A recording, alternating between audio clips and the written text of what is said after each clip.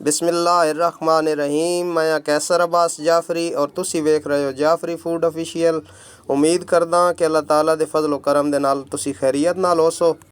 अगर कोई मिठी डिश खाण ते दिल करे और टाइम थोड़ा होवे तो जल्दी तुसी ए डिश बना के तैयार कर सकते हो।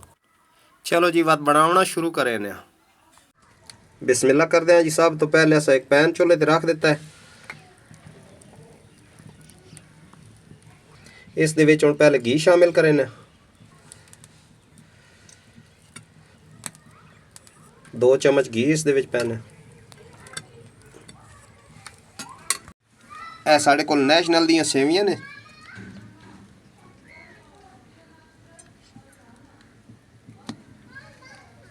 सेवियां सब तोड़ लईयां ने। हुण असीं इन्हां नूं थोड़ा जिहा फ्राई कर लैने।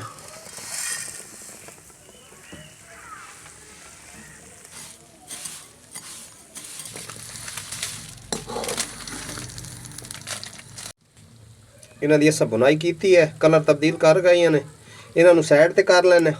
हुण एक असां अलहदा बर्तन लिया, 1 लीटर दुध है साडे कोल, ये भी शामिल कर रहे हैं।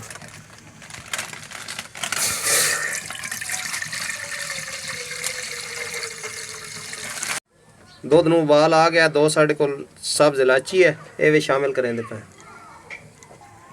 ए हुण साडे कोल छुहारे आन, इन्हां नूं असां कट लिया, ये भी दुध दे विच शामिल कर रहे हैं। ए गरी है, ये भी दुध शामिल कर रहे हैं। है किशमिश, ये भी दुध दे अंदर। है बादाम हैं, इन्हां दी भी कटाई कर लई, ये भी दुध दे अंदर शामिल कर रहे हैं। है पिस्ता, ये भी दुध दे अंदर शामिल कर रहे हैं।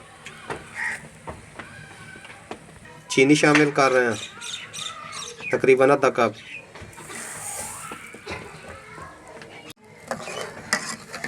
ये सारे नू मिक्स कर लेने और तकरीबन 5 मिनट इसनू उबालना।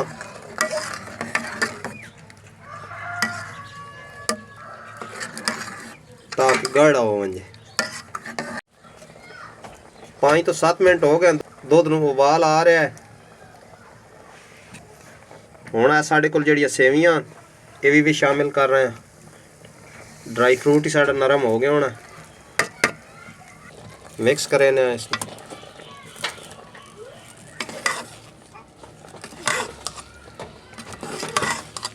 बड़ी आसान रेसिपी है और बड़ी जल्दी बन वैंदी है।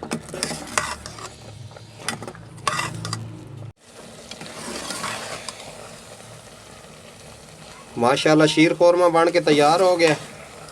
इस नूं तो उतार लेने और एक बर्तन में पा के तुहानूं विखाने किवें दा बनिया।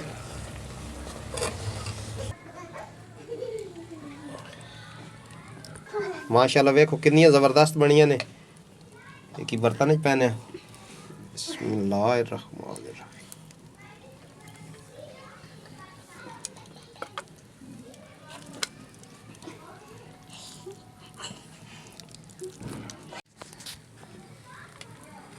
माशाल्लाह वेखो, माशाल्लाह कितनी ज़बरदस्त बने ने।